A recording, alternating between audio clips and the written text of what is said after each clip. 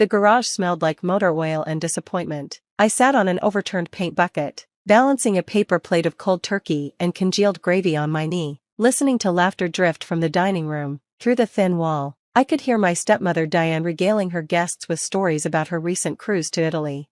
"Pass the stuffing, Brandon," her voice carried clearly. "Your father would be so proud to see you at the head of the table." My father, who'd been dead exactly 3 months, whose chair my stepbrother now occupied like he'd won it in battle. My phone buzzed. Text from Marcus Chin. "My lawyer, Sophia. Call me ASAP. Documents ready." I set down the plate of leftovers, if you could call the dried edges and cold centers leftovers when everyone else was still eating the main meal, and stepped outside to call him. "Happy Thanksgiving," Marcus said, and I could hear the smile in his voice. "I have news that'll make yours much happier. Please tell me." The deed cleared. "The house is officially yours, as is everything else your father left you." Diane's contest was thrown out. The judge called it frivolous and without merit. I leaned against the garage door, my legs suddenly shaky. "It's done? It's really done? Signed, sealed, and delivered. The house at 47 Maple Grove is legally yours, along with his investment portfolio, the cabin in Tahoe, and the rental properties. Congratulations. You're now the sole owner of everything." "What about Diane's claim that the will was forged?" "Dismissed. Your father's lawyer had video of the will signing, remember? Pretty hard to claim forgery when there's HD footage of him stating his intentions clearly." Through the garage window, I watched Diane pour wine from what I recognized as my mother's crystal decanter, one of the few things that had survived Diane's purge of mom's belongings after she moved in. "Marcus," I said quietly, "how fast can you get eviction papers drawn up?" "Already done. 30-day notice to vacate." "Very generous, considering she has no legal right to be there." "Want me to send them over?" "Bring them, but not yet. Let them finish dinner first." "You sure? That's very patient of you." I looked at my cold plate abandoned on the paint bucket. "I've been patient for 7 years. I can manage another hour." After we hung up, I didn't go back to the garage. Instead, I walked around to the side of the house, my house, and peered through the dining room window. The table was set with my grandmother's china. The one Diane had claimed was too old-fashioned when I'd asked to use it for my college graduation dinner. 14 people sat around the table, none of them related to me by blood. There was Brandon, my stepbrother, carving turkey like he was born to it, his wife Cheryl beside him, wearing the pearl necklace I'd seen in my mother's jewelry box just last week, Diane's sister Patricia, her husband, their 3 kids, Diane's parents, even her hairdresser and personal trainer had made the cut. But not me, not my father's only biological child. "Ungrateful kids eat in the garage," Diane had announced when I'd arrived an hour ago, holding the store-bought pie I'd managed to afford. "You chose to be difficult about the will, so you can eat like the backstabbing little witch you are." I'd tried to explain that contesting her contest wasn't being difficult, it was protecting what my father had explicitly left me, but she'd slammed the door in my face, leaving me with a plate of scraps and instructions to be grateful I'm feeding you at all. Now I watched them toast with my father's wine collection, the one he'd been saving for special occasions. Apparently, his death was special enough. My phone rang. Amy, my best friend since middle school. "How's the garage?" she asked without preamble. "Still cold and depressing?" "Actually, I'm outside, enjoying the show through the window." "That's creepy, sophomore. So is making your stepdaughter eat in the garage on Thanksgiving. Besides, I just got the best news. The will, everything, the house, the investments, all of it." Diane's contest failed. Amy hooped so loud I had to pull the phone away from my ear. "Finally, when are you kicking her out?" "Soon. Marcus is bringing the papers." "Want backup?" "I can be there in 20 with my brothers. You know they've been dying to see Diane get what's coming to her." "No, I want to do this myself, but maybe come by later? We can order Chinese and eat it in the dining room, at the big table, with the good china?" "With all the good china." I hung up and walked back to the garage, but not to eat. Instead, I started examining the boxes stacked along the walls. Diane had been steadily moving things out here over the years. Decluttering, she called it. I called it erasing my mother. Box after box of family photos, my parents' wedding album, my baby pictures, mom's art collection, dad's first edition books, all the things that made this house a home before Diane arrived with her modern aesthetic and determination to renovate away every trace of our life before her.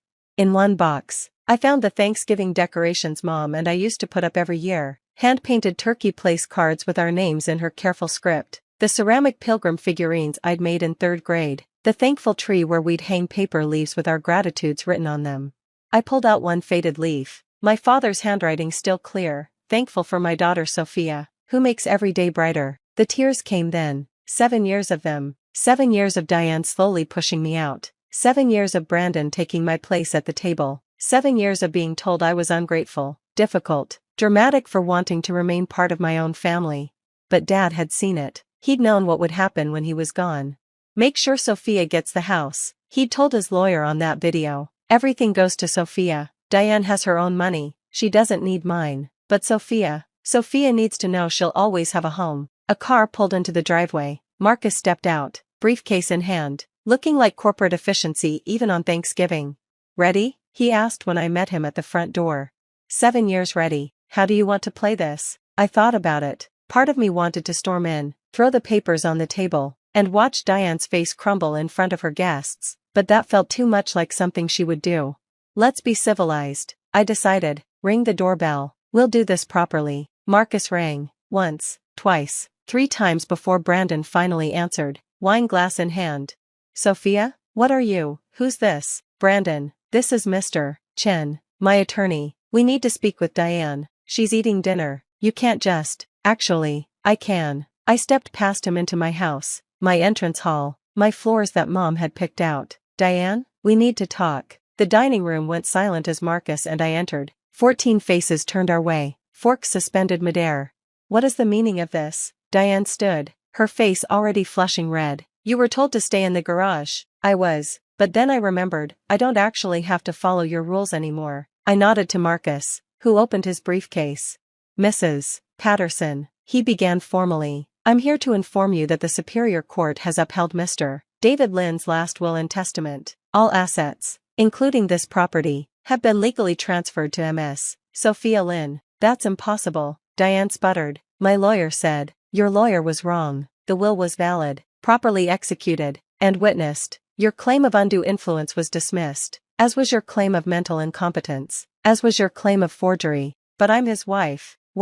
I corrected quietly. You were his wife, and California is a community property state. But this house was purchased before your marriage with inheritance from his parents. It was never community property. Marcus pulled out a manila envelope. This is your 30-day notice to vacate. You have until December 25th to remove yourself and your belongings from the premises. Christmas? Patricia gasped. You're evicting her at Christmas? She made me eat Thanksgiving in the garage. I replied evenly. Christmas seems generous. Diane sank into her chair, my mother's chair. Actually, this is ridiculous. David would never what? I pulled out my phone, scrolled to the video Marcus had shared with me. Would never leave everything to his daughter? Would never want to make sure I was taken care of? Let's see what Dad actually said. I hit play. My father's face filled the screen, thin from the cancer but his eyes still sharp.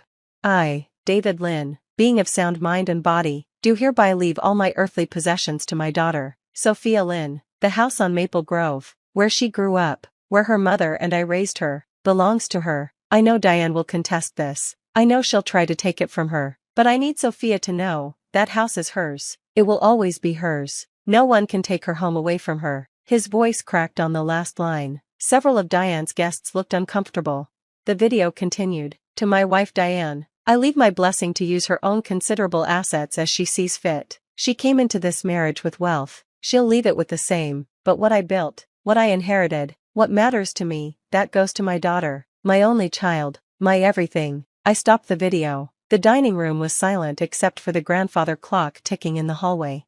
You can't do this, Brandon said finally. Mom's lived here for 7 years. This is our home. No, I said firmly, this is my home. You have a condo in San Francisco. Diane has the house in Marin she kept from her first divorce. You have places to go. This is the only home I've ever known. You're being vindictive, Diane hissed. Just like your mother, petty and vindictive. My mother was a saint who welcomed you into her home when Dad got sick. She died thinking you'd take care of us both. Instead, you cremated her against her wishes, scattered her ashes without telling me where, and redecorated her house before the funeral flowers had wilted. Gasps from the guests. Apparently, Diane had told a different version of that story.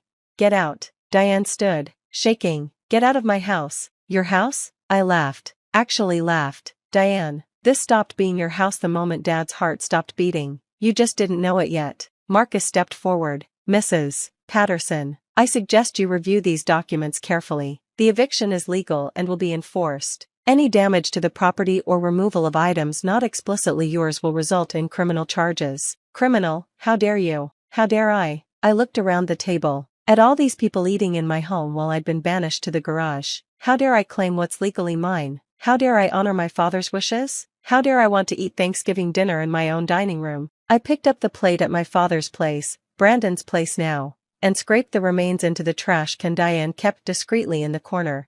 You know what? Keep eating, enjoy the meal, drink the wine, use the good china, because it's the last Thanksgiving you'll ever have in this house. Sophia, please, Cheryl spoke up, fingering Mom's pearls nervously. Can't we discuss this like family? Family? I turned to her. Was I family when you went through my mother's jewelry box? Was I family when Brandon sold Dad's car without asking me? Was I family when Diane changed the locks while I was at college? Was I family an hour ago when I was eating cold turkey on a paint bucket? No one answered.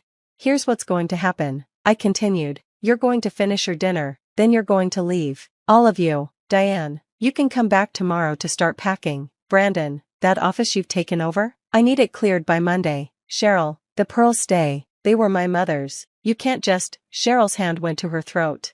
I can. I have the receipts. Dad kept excellent records. Marcus pulled out another document. We've also compiled a list of items that belong to the estate. Any removal of these items will be considered theft. The list was comprehensive. 3 pages of furniture, art, jewelry, electronics, all the things Diane had been slowly claiming as her own.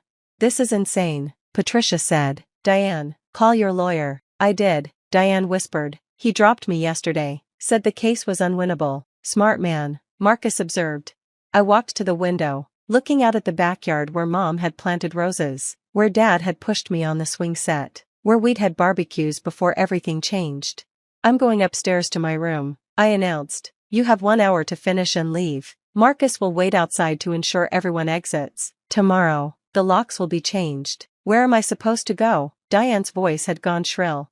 The garage is free, I suggested. I hear ungrateful wives sleep there. Or maybe Patricia will take you in. After all, family helps family, right? I left them sitting there, their feast turned to ash in their mouths, and climbed the stairs to my childhood bedroom. Diane had turned it into a guest room, but I could still see the faint outline where my poster had hung, still feel the memories soaked into the walls.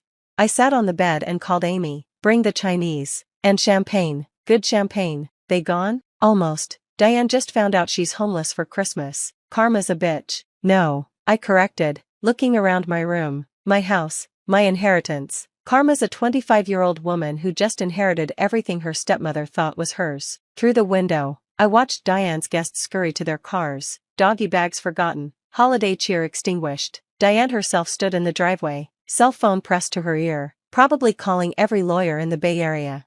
Brandon loaded boxes into his Tesla, boxes that I was pretty sure contained things from the do not remove list. I texted Marcus, Brandon's trunk, check it. A moment later, I watched Marcus approach Brandon, who reluctantly opened the trunk. Even from my window, I could see him pulling out silver candlesticks, photo albums, and what looked like Dad's watch collection.